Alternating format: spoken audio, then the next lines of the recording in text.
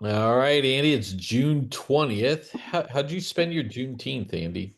Yeah, I was here. I did a little bit of personal activity in the morning. I enjoyed the holiday as a break itself. Took some time to look back on what the holiday is for. It's always good. I'm not smart enough to remember like the details of what holidays are for, so I like to go back and review. What are we really doing here? And so it's nice to be able to do that with Juneteenth, our newest holiday, which is fun to do. And then I took some time and just did things early. I worked out early. I did my chores early. I got to chill out a little early. Dave, you'll be happy to know I'm slowly making progress through Andor season one. So I, finally, how, how do you feel about it? Like, what do you? love it, love it. I love this the backstory on the rebellion. It's awesome. I love the Mon Mothma storyline is awesome. The Yep. rebellion coming together. These disparate parts. I love it.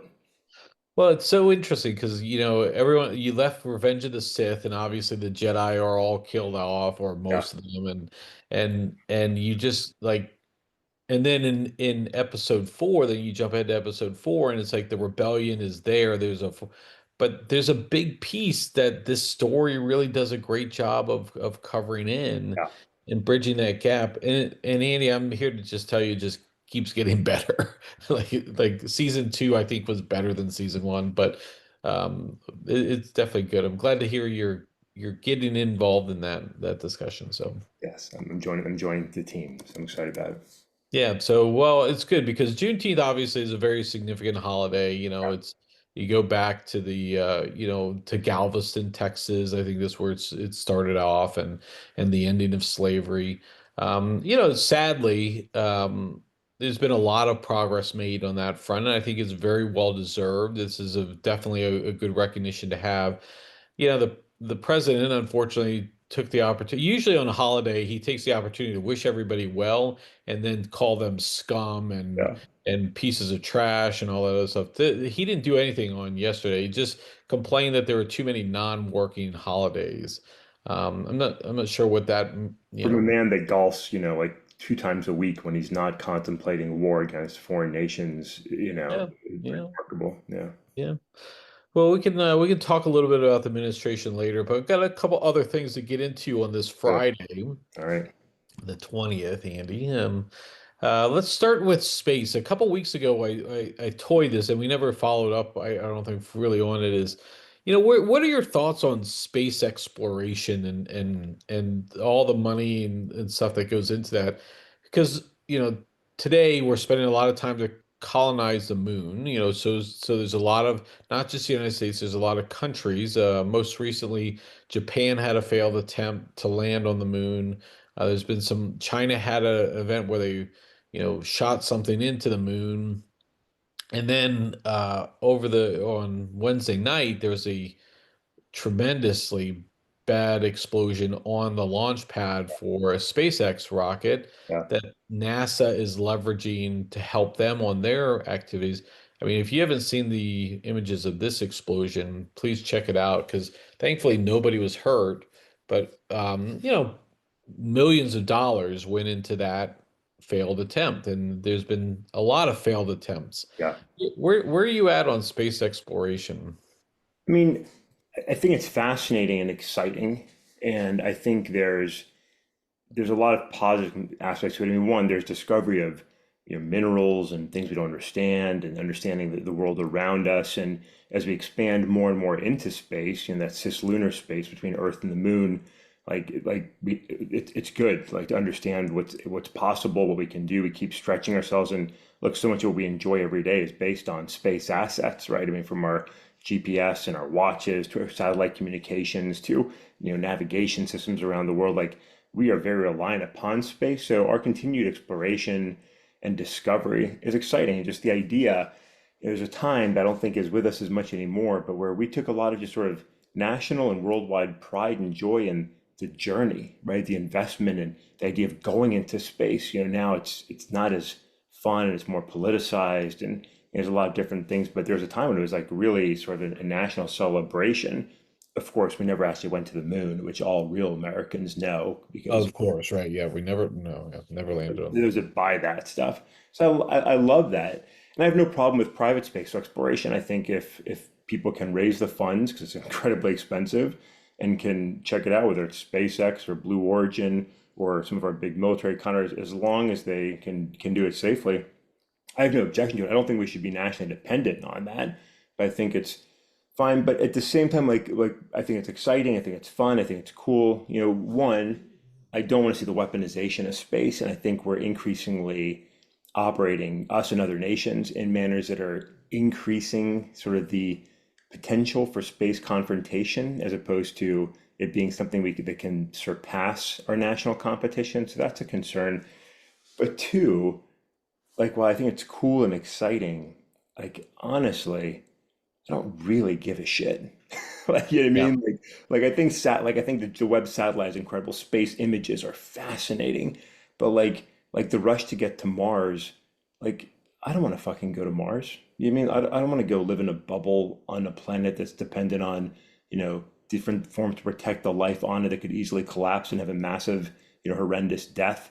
Like, I have no interest in that. I don't want to live on the moon. I don't want to journey 15 years through space. Like, none of that is appealing to me in any way whatsoever. Like, Earth is where it's at. You know what I mean? So I think it's fascinating. I think it's cool, but like, really, like, it's not that interesting in another sense. Like, I don't care. Like, I don't think anybody needs to live on Mars. Yeah, I think I think that's the end of the day is like that's the question, right? Like there are a lot of fascinating things, and I love that we're exploring, sending satellites out to the far reaches. We developed the Hubble telescope back when we were growing up that gave us images unlike anything else. And I think it's fascinating to see that. I just always worry about, the financial impacts that these programs have. And I'm not again, you have to spend something, but I mean, how much is reasonable and how much is appropriate? And that's why, if SpaceX and Blue Origin, led by two of the richest people in the world, if they want to take the lead on great. That sounds great. We can tap into that. I just always worry because of things like happened on Wednesday night and things that will undoubtedly happen as we try to colonize the moon and colonize Mars. Um, like those failures are going to happen and the costs of billions and ultimately trillions of dollars. That's where I always worry. I think about like the movies like Interstellar or Star Trek and all that stuff. Less so much Star Wars because I think that's just a different type of thing. Interstellar made it seem like this is possible. Like there's opportunities like to do this type of work, but the time investment and the financial investment, yeah, that's going to be the hard part. Now, the counter argument is, well, Earth is going to die. We're taking up all the resources. We need to, almost like the Thanos thing. We have too many people on the planet. We need to go somewhere else. Life expectancy here, and, blah blah blah. So I think it's a balance act. I mean, I think we definitely need to do something. I just worry when we have these failures, and I know failure is not it can't be a deterrent, but like when we have these failures, could that money have been used more, in different ways to help to actually address problems that we have today? Yeah. That's my thought. Well, I So. mean, I think there's fair questions in that. I mean, it is a lot of money, but then, I mean, there's a couple things that go along with it. While, I mean, one, like, of course, like Star Trek and Star Wars are awesome, but like, personally, like, I don't think all those billions of different planets and life forms are out Yeah. there waiting for us to hang out with, right? So they're fun to watch. I don't think that's our reality. Personal guess. I mean, we don't know, right? We don't know. Two, while space is fascinating, the idea to launch into space is incredible. There is a universe on Earth that we don't understand, which is our oceans. They're Yeah. incredible resources, life. There's a lot happening beneath the sea that we don't understand and aren't exploring successfully and effectively. And I think there's a lot of work we can do to really explore our own Earth and understand what's available right here that is probably of great benefit from understanding the life that's in there, to the natural, environment of the systems in there, some of which are killing with the increasing temperatures. But there's a lot of potential benefit to a lot of things that are right here on Earth that are essentially a whole new world that we have not explored. And I think there's a lot of opportunity there. So I do think we should be considering like how are we exploring the depths of our oceans to understand the world around us? It's a part of us that essentially that's a critical part of our broader ecosystem of which we depend. I mean, the oxygen, the life, everything we have on this earth is so codependent that we really need to understand what's happening beneath the sea. As more so, I think, than we need to understand what's happening in the vacuum of space. Yeah, fair point. I think that's a fair point. All right, so a little off topic for us today, but thought it was an interesting one to go for as we go through it. And just the video of the explosion is awesome. I mean, like that's worth checking out. It is awesome. I mean, you really do need to check it out, and there's a lot of different views of it, but it is massive. I mean, Yeah. I don't think I've ever seen anything like that. Um, okay, Andy, let's turn to the world of sports. So last night, the Indiana Pacers soundly beat the Oklahoma City Thunder to force a game seven, Yeah. which will be in Oklahoma City. I think it's on Saturday night, Saturday or Sunday. I can't remember what day of the week, what day it is. But this was, Oklahoma City again was one of the best teams in the league. They had the MVP of the league. Actually, they weren't one of the best teams. They were the best team by record going into the league. They pretty much had dominated in the playoffs. They did go to 7 games against the Denver Nuggets, so that was a tight one for them.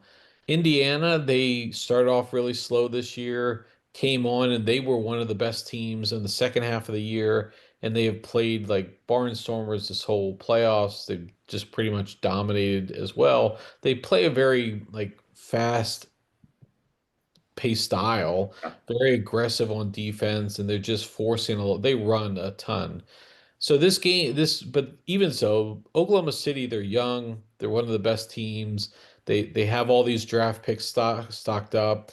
They were supposed to win in 5 games. That was what many of the pundits were calling for. And this was going to be a boring series because of Oklahoma City and Indiana.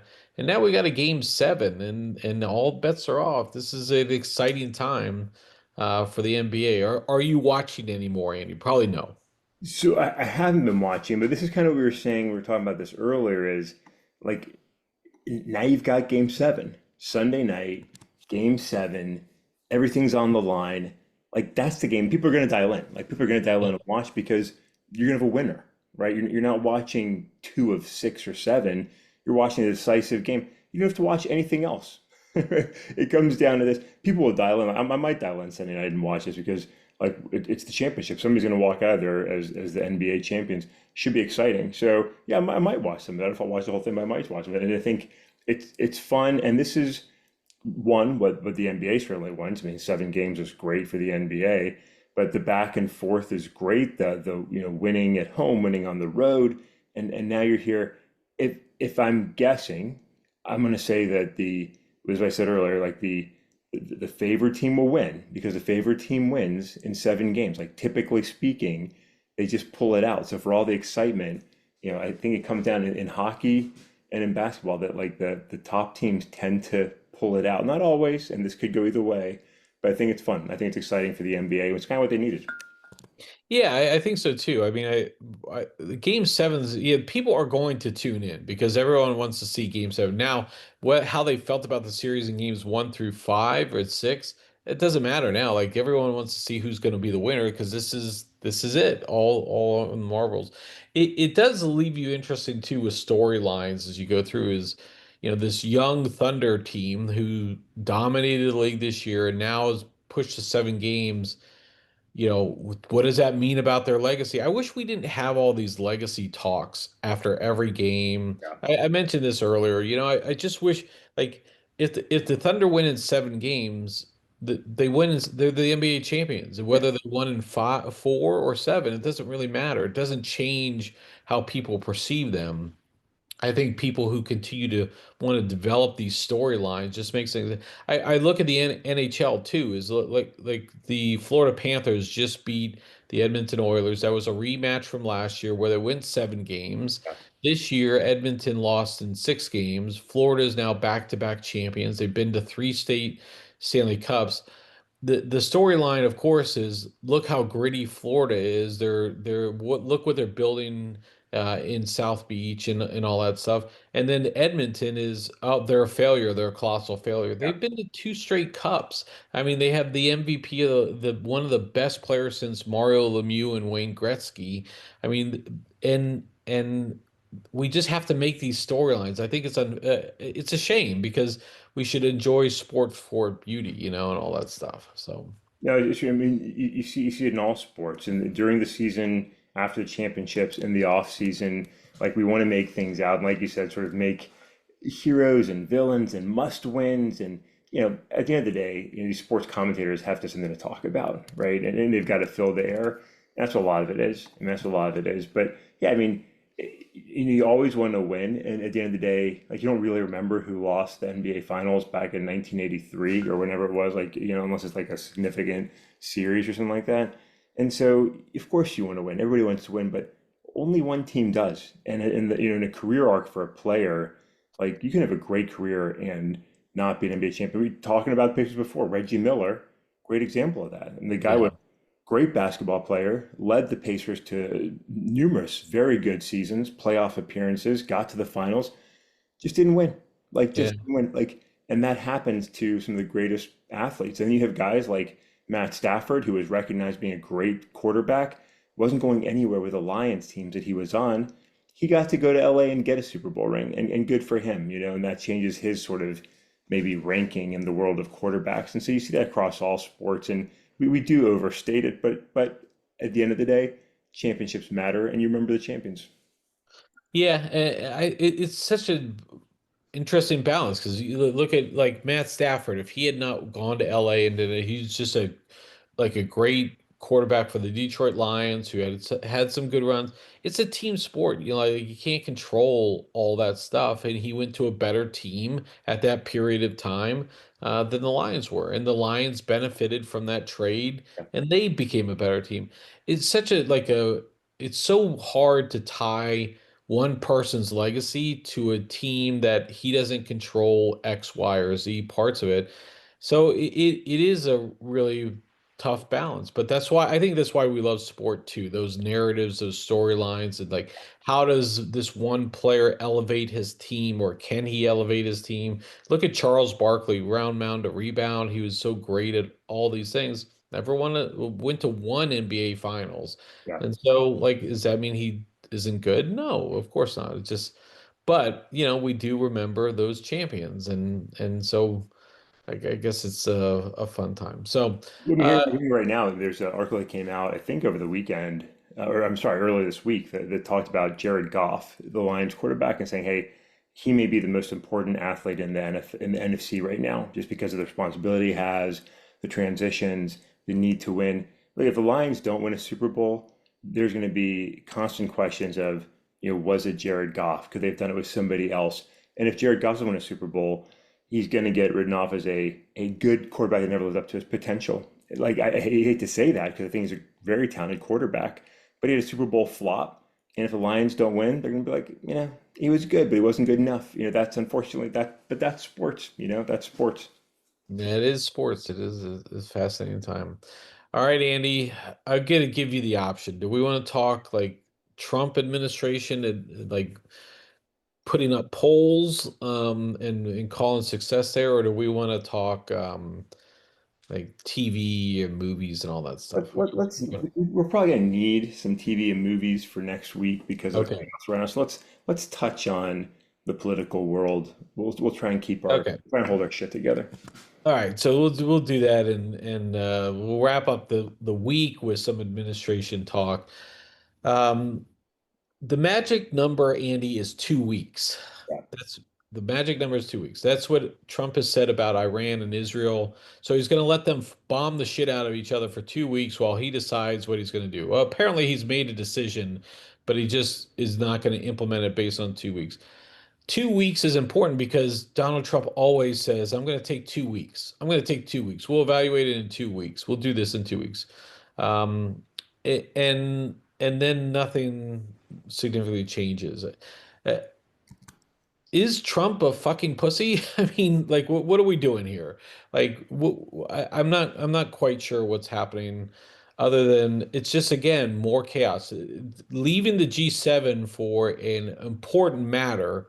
Again, I said it on Wednesday. I think was more of a scapegoat. There was no pressing decision that needed to be made. Yeah, He should have stayed at the G7. Any responsible leader would have stayed at the G7, but he went there, complained about them kicking out Russia years ago, complained about this or that, was obviously the odd man out, and he left. He just left like a fucking baby. yeah, And so I think that was for the benefit of everybody. They all wanted him not there.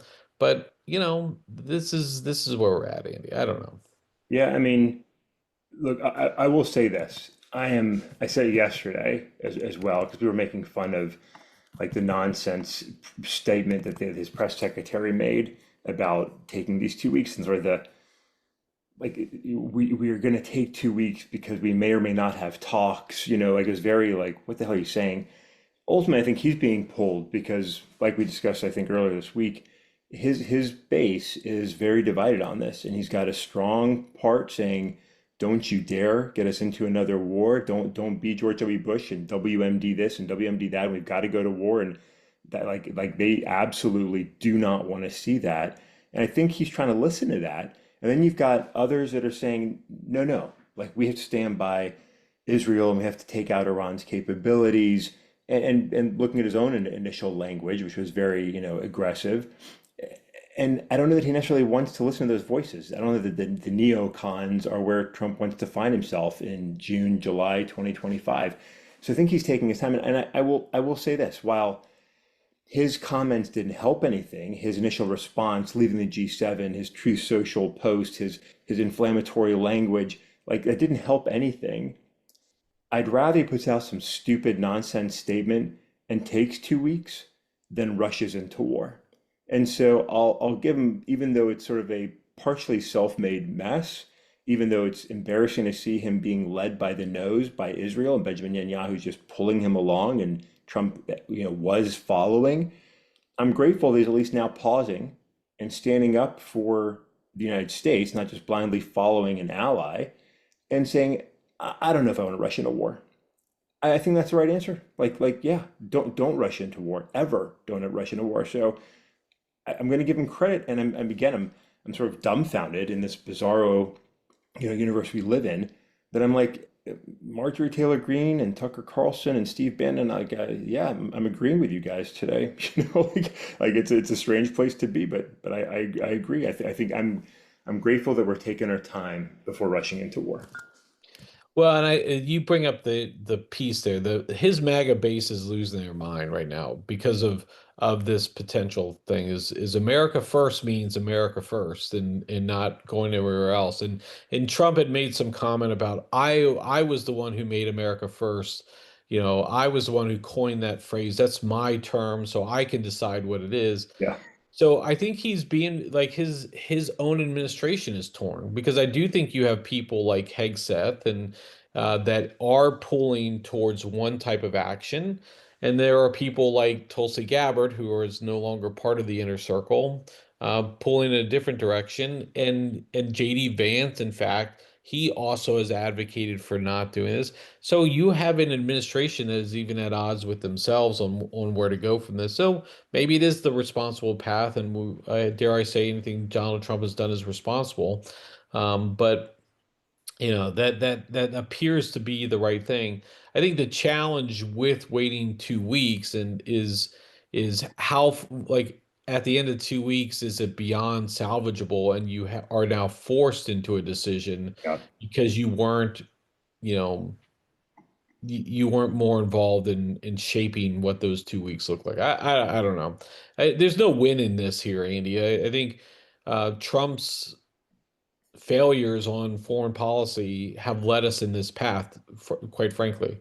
I mean, that's there's no other doubt. There's no doubt about it. He has been passive with Israel. I don't know if anybody's seen images of what Gaza looks like today, but Google what Gaza looks like today. It is you can't it's just piles of rubble. I mean, the whole place is rubble, and that's because Israel has gone in without any holdback from the United States, and because they know Trump isn't going to do shit. And so I don't know. But this is where we're at. This is where we're at. Yeah, So and I think that's kind of what Israel's trying to do here, was is like, hey, we have to do this. I mean, look, there's a lot of self-interest in what Benjamin Netanyahu is doing, right? There's a lot of self-interest, there's a lot of trying to please himself and what he's always wanted to do and like take advantage of the moment. And like there's a lot of complex considerations happening right now. And one can argue does Iran have a nuclear weapon? If they did, should that be, you know, allowed, so to speak? Then there's a lot of complexities to all of this. But for Trump, with these different voices, asking and demanding things. Now, look, there's stories of Gabbard and Hegseth both being on the outs of this administration right now. Trump likes to fire people. Is he starting to get itchy to fire some people? Maybe, we'll see. But for the moment, those that are, pushing caution are winning. And like personally, Dave, we've been through our deployments, we've seen messy wars, we've seen a lot of bullshit come from the White House to justify wars and interventions. Like again, whatever else is happening, whatever else I may agree or not agree with this part of the MAGA movement on. And I've got to say the Tucker Carlson Ted Cruz interview was pretty wild if you haven't seen it. it's But freaking crazy. crazy, crazy. But war is something you should approach very cautiously, very thoughtfully. And the American military is here to win America's wars and to defend these United States. And I don't know that this is a war that America needs to be in, and I don't know that the United States are being threatened. So again, I'll say, for all the chaos, I appreciate the slow boil. Like, let's take it slow. Let's really think about what we're doing here. And my thanks to the MAGA base that is saying, Mr. President, don't you fucking do this. I mean, I'm grateful for him today.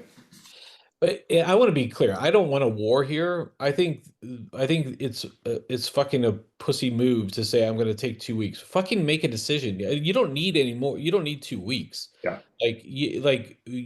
I agree. Like going like a war in Iran is is going to be a disaster. I mean, it's just going to be a disaster. So you can't do that, and nor should we have one troop set a foot in Iran. It should never happen, right? So I want to be very clear on that.